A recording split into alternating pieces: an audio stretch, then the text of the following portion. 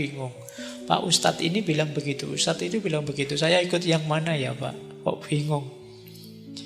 Apalagi sekarang zaman medsos itu materi berseliweran tidak jelas. Kamu jadi akhirnya mau tinggal semua kan. Nasihat-nasihat tadi karena kamu kebingungan. Nah, kalau mengikuti sabdanya Rasulullah ini, istafti kolbaka. Coba minta fatwa hatimu. Cuma ini diingat-ingat tadi ada syaratnya ya. Hati yang bagaimana dulu.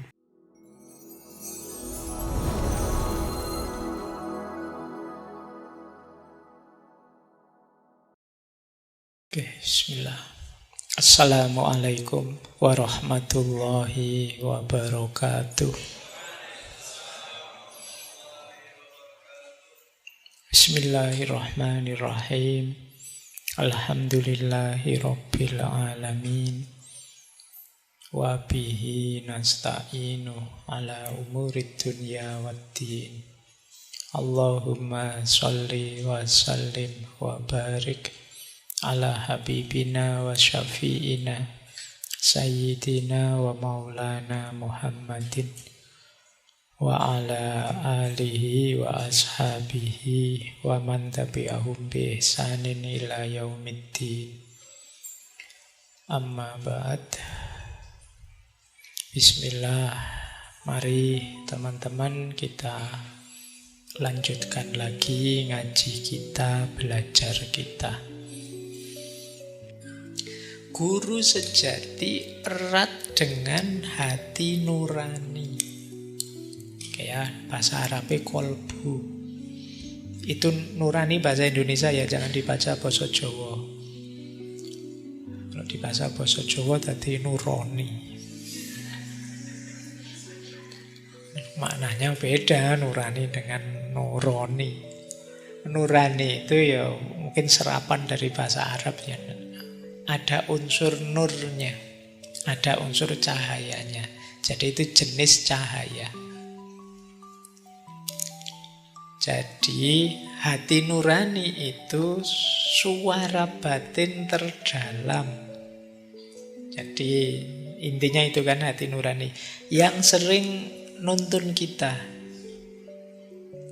Sering diidentifikasi hati nurani itu suara lembut, suara halus dari dalam diri kita.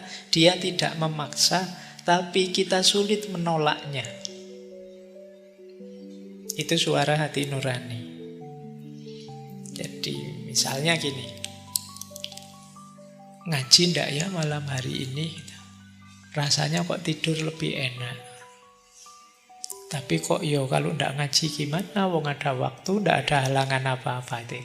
Keinginanmu, dorongan dari dalam dirimu, mau ngaji saja lebih baik. Ndak ngaji ndak enak loh. Meskipun nyaman tapi kan ndak baik. Lebih baik kan ngaji.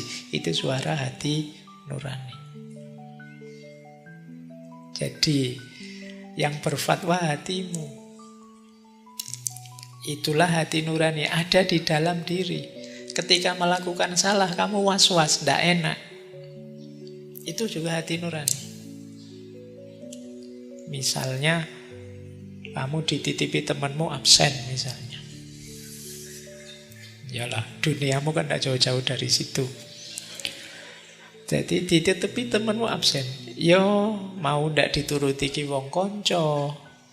Dituruti itu kok rasanya ada rasa bersalah. Itu hati nuranimu yang menggugat. Apa boleh kayak gini? Bukankah ini curang? Itu sebenarnya suara hati. Jadi ada orang bilang sepanjang kalian masih punya rasa bersalah, itu kemungkinan hatimu masih hidup. Tapi kalau kamu sudah tidak punya rasa bersalah, ya kemungkinan hatimu sudah mati. Salah oke tapi tidak sadar-sadar. Nganggap dirinya benar saja. Jangan-jangan hati nuranimu mati. Tidak bisa jadi kompas dirimu. Di situ saya jelaskan hati nurani itu semacam kompas batin yang mengarahkan kita. Kalau dia jernih, mengarahkan kita pada kebenaran. Yang sering terjadi hati nurani ini keruh, tertutupi oleh macam-macam ambisi lah, nafsu lah, sehingga tidak jernih. Kamu salah ndak sadar atau ndak mau sadar. Dibilangin yang benar, yang lurus-lurus, kamu ndak mau patuh. Nah itu lama-lama hati nuranimu bisa mati. Kan terus kita kalau menyebut orang sangat jahat itu kan kita terus sebut, itu hatinya sudah mati orang itu. Dia ndak punya hati. Kok sekejam itu, kok sesadis itu. Berarti kompas batinnya, suara hatinya sudah tidak menunjukkan lagi ke yang benar. Hubungannya apa dengan guru sejati tadi? Hati nurani adalah channelnya, salurannya guru sejati. Lah kok bisa tadi hati tidak nyaman ketika melakukan salah, menyuruhmu ke arah yang baik-baik saja? Karena dia memantulkan cahaya ilahi. Ini mirip dengan konsepnya dulu kita belajar Imam Ghazali. Kolbu, bukan pakai kaf ya. Kalau pakai kaf nanti kalbu. Kalau pakai kaf artinya asu. Kalbun, kolbun, hati itu seperti kaca, kata beliau. Yang setiap kali kita melakukan salah dan dosa, itu dia akan mendapatkan satu kotoran, satu titik hitam. Fungsinya kaca ini untuk memantulkan cahayanya Tuhan dalam diri kita. Loh itu kalau lama-lama kita terlalu sering melakukan dosa maksiat, dosone terus, dosa lama-lama dia gelap. Tidak bisa lagi memantulkan cahayanya Tuhan. Kalau dia sudah gelap, dia tidak bisa menunjukkan kita itu salah, ini benar. Maka hati adalah salurannya cahaya Tuhan. Yang cahaya Tuhan itu hari ini kita menyebutnya guru sejati dalam diri kita. Jadi diri kita ini di unsur ilahiyah yang paling dalam ada guru sejati. Dia mengarahkan, nuntun kita ke arah kebenaran. Tuntunan itu masuknya ke hati nurani atau kolbu. Yang kolbu atau hati nurani ini kalau dia gelap, dia tidak bisa memantulkan guru sejati, tidak bisa memantulkan unsur ilahiyah tadi. Berarti apa? Mendengarkan hati nurani itu seperti mendengarkan guru sejati.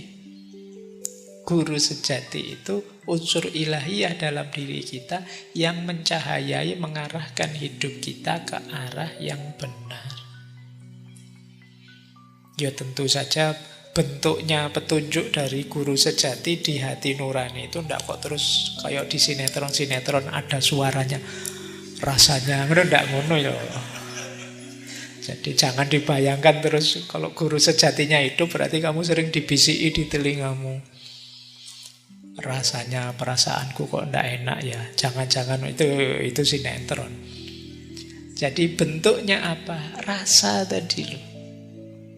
Kok ndak nyaman ya, ndak enak ya. Kelihatannya kok cenderungnya ke situ ya, cocoknya ke sana ya itu. Jadi ada rasa halus dalam diri kita yang mengarahkan.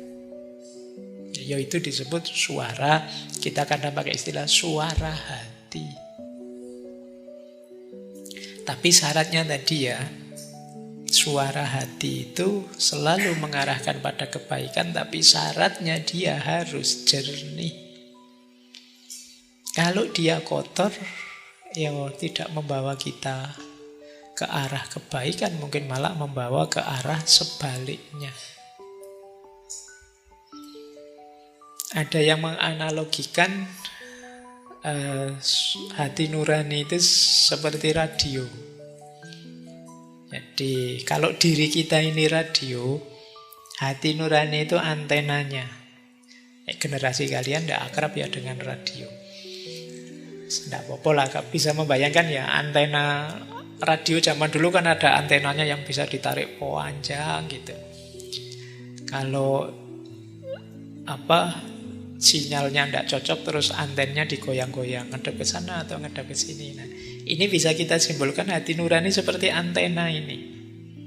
Sementara guru sejati itu sinyalnya yang masuk ke melalui antena, terus radionya terus jadi bunyi. Kalau banyak gangguan, nah kalau hati nurani ya gangguan ego, nafsu, marah dan lain sebagainya, maka sinyal ilahiyah tadi tidak akan bisa tertangkap, atau seandainya tertangkap ya kresek-kresek, tidak jernih suaranya. Tapi kalau dia bersih, tenang, frekuensinya nyambung, maka rasa itu akan muncul. Oh ini benar Pak, ini salah Pak, saya bisa merasakannya. Mantap saya Pak, atau ini meragukan Pak, itu suara dari dalam.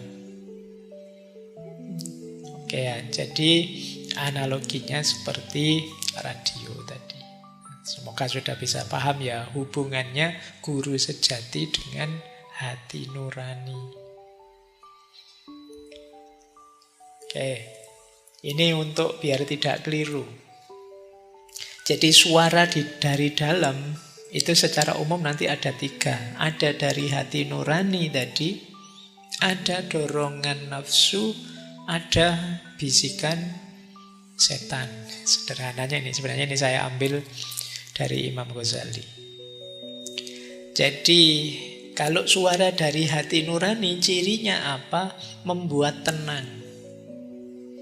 Isinya nilai-nilai kebenaran, kejujuran, cinta, kasih sayang, akhlak dan lain sebagainya. Kemudian ngajak pada kebaikan tanpa pamrih apapun. Mendorong kita untuk tidak sombong, tidak dendam, tidak merasa besar, tidak marah, dan lain sebagainya. Itu berarti suara hati nurani. Intinya mengarahkan pada kebenaran dan kebaikan yang tanpa pamrih. Berbeda dengan dorongan nafsu. Kalau nafsu itu biasanya ngajak kita ke arah yang enak dan nyaman, itu nafsu. Nafsu itu tidak 100% salah. Kalau sesuai aturan dan tidak berlebihan, ini sebenarnya sifatnya manusiawi saja. Itu dorongan nafsu. Kadang-kadang kalau berlebihan ya jatuhnya negatif. Jadi ini dorongan nafsu. Kalau tiba-tiba muncul di dalam dirimu, nah ini kalau sambil nongkrong ada kopinya, ada, nah, itu nyari enak. Itu nafsu biasanya. Apa enggak boleh? Boleh, tapi jangan berlebihan. Penuhi secukupnya. Jangan ngopinya mulai jam 8 sampai jam 3. Kopinya sak cingkir kecil 1. Penjaga kafenya ngamuk-ngamuk. Nah, jadi dorongan nafsu itu cirinya mencari enak, mencari nyaman. Ya, kalau kita lupa dosis, ini akan jatuhnya negatif. Beda dengan suara hati tadi, pasti positif. Beda lagi dengan bisikan setan. Kalau was-wasatu syaiton, bisikannya setan itu ngajak ke yang negatif, yang dosa, yang maksiat, yang merusak. Nah ini was-wasnya setan. Biasanya terus membuat kita takut, gelisah, dan lain sebagainya. Kalau hati nurani membuat kita tenang. Kalau nafsu itu membuat kita nyaman. Kalau bisikannya setan membuat kita gelisah. Tapi hati-hati, nyaman yang tanpa aturan dan overdosis bisa jadi masalah, bisa jadi buruk yang semula manusiawi. Oke ya, jadi dengarkan suara dalam dirimu. Kalau itu mengajak pada kebaikan, menghindar dari dosa maksiat yang buruk, itulah guru sejati. Suara dari hati nurani. Tapi kok nyari enak saja, nyari nyaman saja, kemungkinan itu dorongan nafsu. Tapi kalau ngajak kebaikan, ngajak keburukan, ngajak yang jahat, yuk daripada nganggur bikin hoax, yuk biar rame misalnya, itu bisikan setan. ngerjain temen yuk daripada sepi kayak gini. Jadi itu ya untuk membedakan. Tadi kan guru sejati hadir melalui media hati nurani. Hati nurani ada dalam diri kita, tapi kita harus bisa membedakannya. Ini suara hati, dorongan nafsu, atau bisikan setan. Yuk, kita lanjutkan. Ini tiba-tiba tadi saya teringat hadis ini, makanya saya masukkan. Kalian mungkin pernah membaca atau mendengarkan hadis ini. Ini riwayat Ahmad dan Ad-Darimi. Jadi Rasulullah pernah bersabda begini, istafti kolbaka, mintalah fatwa kepada hatimu. Albirru matma'annat ilaihin nafsu, watma'anna ilaihil kolbu. Kebaikan itu adalah apa yang membuat jiwa merasa tenang dan hati merasa tentram. Wal ismu mahaka fin nafsi wataraddada fis sadri. Sedangkan dosa itu apa yang membuahkan goncang atau keraguan dalam jiwamu dan gelisah dalam dadamu. Wa in aftakan nas, meskipun orang-orang sudah memberi fatwa padamu. Wa aftauka, dan mereka terus memberi fatwa padamu. Di sekeliling kita kan sering orang nasihati kita, ingin nuntun kita, mengarahkan kita, ngajak kita sampai kita bingung. Pak Ustadz ini bilang begitu, Ustadz itu bilang begitu, saya ikut yang mana ya Pak? Kok bingung? Apalagi sekarang zaman medsos itu materi berseliweran, tidak jelas, kamu jadi akhirnya mau tinggal semua kan nasihat-nasihat tadi karena kamu kebingungan. Nah, kalau mengikuti sabdanya Rasulullah ini, istafti kolbaka, coba minta fatwa hatimu. Cuma ini diingat-ingat tadi ada syaratnya ya, hati yang bagaimana dulu. Tentu saja hati yang jernih, yang tidak kotor.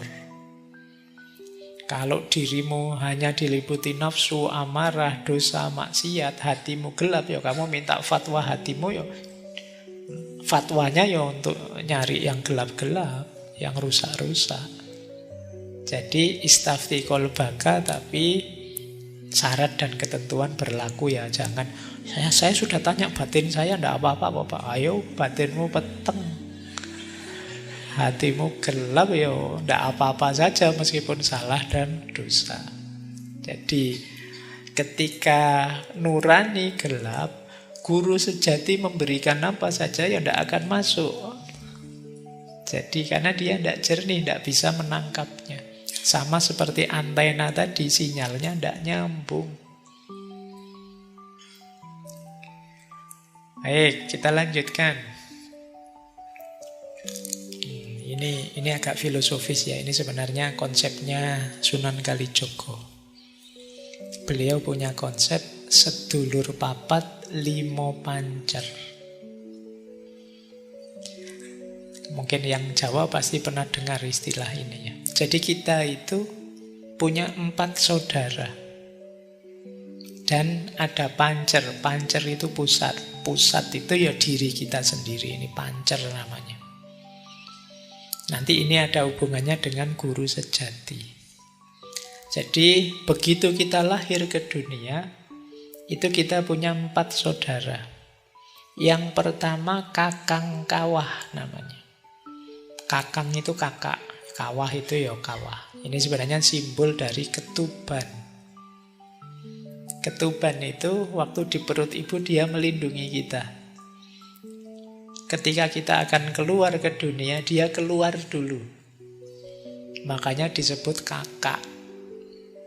Jadi kita punya kakak namanya ketuban. Kita punya adik namanya ari-ari. Itu setelah kita keluar, ari-ari keluar. Kita saat lahir disertai getih dan puser. Jadi kita punya kakak, adik, dan 2 saudara lagi. Jadi sedulur papat, 4 saudara. Itu kalau menggunakan konsep ini sebenarnya kalian tidak ada yang anak tunggal. Jadi pasti punya 4 saudara, tenang saja. Jadi kakang kawah, adi ari-ari, getih lan puser. Cuma ini ada filosofinya.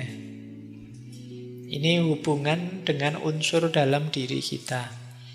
Kakang kawah mewakili unsur air. Adi ari-ari mewakili unsur tanah. Getih atau darah mewakili unsur api. Puser mewakili unsur angin. Ya. Nah, biasanya dimaknai kakang kawah yang unsur air tadi maknanya adalah perlindungan. Karena ketuban itu kan tadi melindungi kita. Kemudian dia keluar duluan, mungkin memastikan jalannya aman, sehat untuk kita masuk ke dunia. Jadi senantiasa peduli dengan kita. Kita hidup perlu perlindungan. Kemudian di ari-ari tanah. Tanah ini simbol kebutuhan. Jasmani, rohani kita itu ada banyak keperluan, ada banyak kebutuhan. Kemudian darah itu simbol dari energi dan semangat, simbol kehidupan. Sementara puser ini kan udel-udel kalau bahasa Jawanya ya. Ini kan yang menyambungkan diri kita dengan dunia luar. Jadi puser ini yang langsung berhadapan dengan dunia di luar diri. Ini simbol ikatan dan hubungan, simbol koneksi. Nah, nanti kalau dikaitkan dengan unsur dalam diri kita, kakang kawah, ketuban, air yang bermakna perlindungan itu mewakili unsur insting, naluri atau fitrah dalam diri kita. Sementara ari-ari yang mewakili unsur tanah yang bermakna kebutuhan hidup itu mewakili unsur tubuh fisik ini, jasmania. Getih, api yang bermakna sumber energi dan semangat itu mewakili unsur akal dan emosi kita.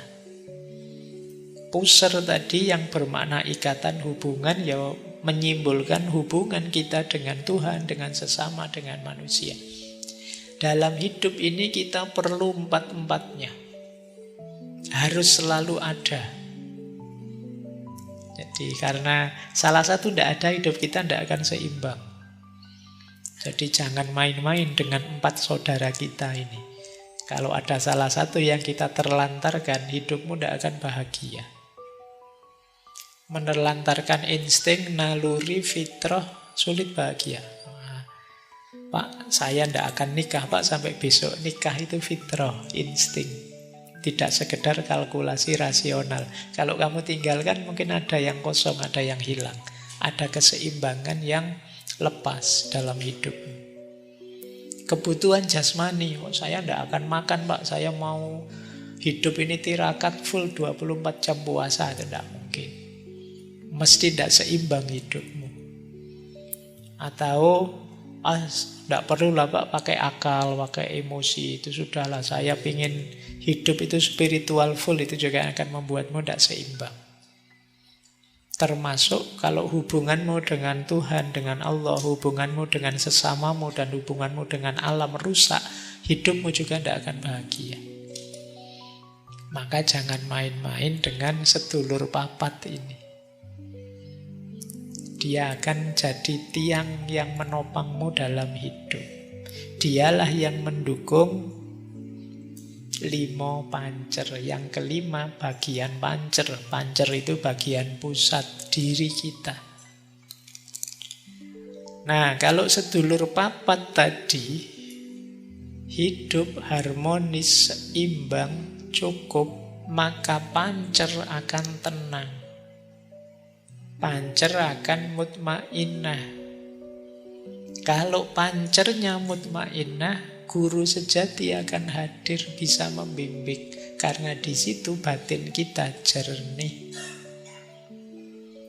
Ya, jadi ini hubungan antara guru sejati dengan diri kita sebenarnya, yang oleh Kanjeng Sunan Kalijaga disimbolkan dengan sedulur papat limo pancer. Ya, ini simba-simba kita mikirnya sampai sedalam ini tentang diri kita.